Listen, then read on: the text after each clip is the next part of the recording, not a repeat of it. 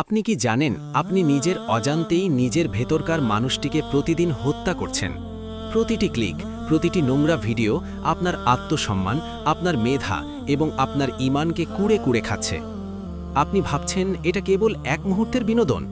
না, এটা একটা মরণ ফাঁদ। এই নেশা আপনাকে আল্লাহর কাছ থেকে দূরে সরিয়ে দিচ্ছে, আপনার পারিবারিক জীবন ধ্বংস করছে এবং আপনার মস্তিষ্ককে অকেজো করে দিচ্ছে। আপনি কি সেই অন্ধকার গহ্বর থেকে বেরিয়ে এসে আবার একটি পবিত্র ও শান্তিময় জীবন ফিরে পেতে চান?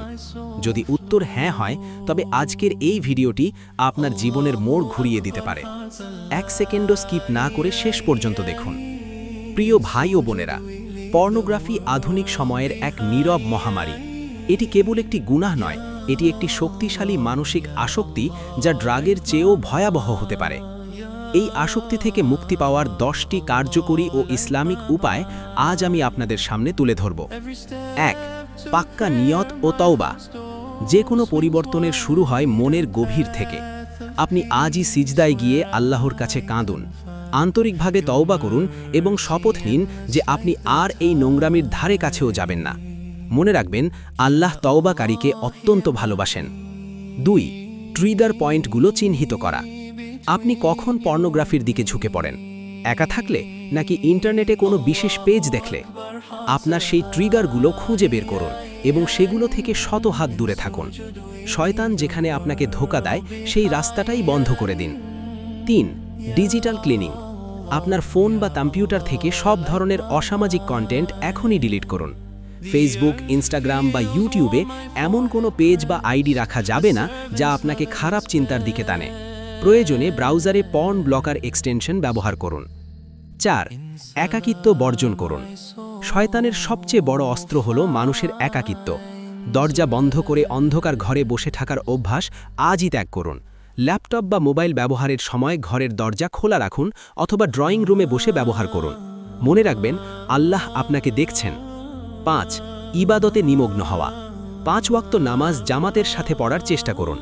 প্রতিদিন অন্তত 10 মিনিট অর্থসহ কুরআন তেলাওয়াত করুন। যখনই মনের মধ্যে বাজে চিন্তা আসবে, সাথে সাথে আউযুবিল্লাহ পড়ুন এবং জিকিরে মশগুল হয়ে যান। 6. ভালো সঙ্গ নির্বাচন। কথায় আছে, সৎ সঙ্গে স্বর্গবাস, অসৎ সঙ্গে সর্বনাশ। যারা আড্ডায় নোংরা বিষয় নিয়ে কথা বলে, তাদের সঙ্গ আজই ত্যাগ করুন।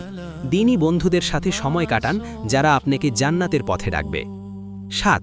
নিজেকে ব্যস্ত রাখুন। অলস মস্তিষ্ক শয়তানের কারখানা। নিজেকে কোনো না কোনো কাজে ব্যস্ত রাখুন।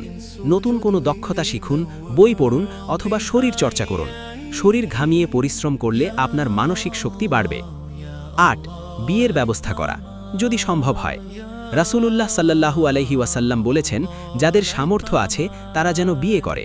এটি দৃষ্টিকে অবনত রাখতে এবং চরিত্র রক্ষা করতে সাহায্য করে। আর সামর্থ্য না থাকলে নিয়মিত নফল রোজা রাখুন, যা আপনার প্রবৃত্তিকে দমন করবে। 9. মৃত্যুর কথা শ্রবণ করা। কল্পনা করুন, ওই নোংরা অবস্থায় থাকা অবস্থায় যদি আপনার মালাকুল মাউত বা আজরাইল আলাইহিসসালাম চলে আসেন। এই চিন্তাটি আপনার অন্তরকে কাঁপিয়ে দেওয়ার জন্য যথেষ্ট। পরকালের ভয়াবহতা আর জান্নাতের সুখের কথা বারবার ভাবুন। 10. হাল না ছাড়া। যদি কখনো পদস্খলন হয়, তবে হতাশ হয়ে হাল ছেড়ে দেবেন না। শয়তান চাইবে আপনি যেন হতাশ হয়ে আবার পাপে ডুবে যান, কিন্তু আপনি সাথে সাথে অজু করে 2 রাকাত তওবার নামাজ পড়ুন এবং আবার চেষ্টা শুরু করুন। বিজয় আপনারই হবে ইনশাআল্লাহ। পরিশেষে বলবো, জীবনটা অনেক ছোট। এই মূল্যবান যৌবনকে পর্নোগ্রাফির মতো নোংরা বিষ দিয়ে নষ্ট করবেন না। আপনি আল্লাহর শ্রেষ্ঠ সৃষ্টি, আপনার জীবন অনেক মূল্যবান। অন্ধকার ছেড়ে আলোর পথে ফিরে আসুন, আপনি পাবেন এক অভাবনীয় মানসিক প্রশান্তি। আপনার যদি মনে হয় এই ভিডিওটি আপনার বা অন্য কারো উপকারে আসবে, তবে এখনই ইসলামিক এডুকেশন চ্যানেলটি সাবস্ক্রাইব করে আমাদের পাশেই থাকুন। আপনার একটি লাইক আমাদের এই দাওয়াতি কাজকে আরও বহুদূর নিয়ে যেতে সাহায্য করবে। আপনার মূল্যবান মতামত আমাদের একটি সুন্দর কমেন্ট করে জানান। আল্লাহ আমাদের সবাইকে হেফাজত করুন। আমিন।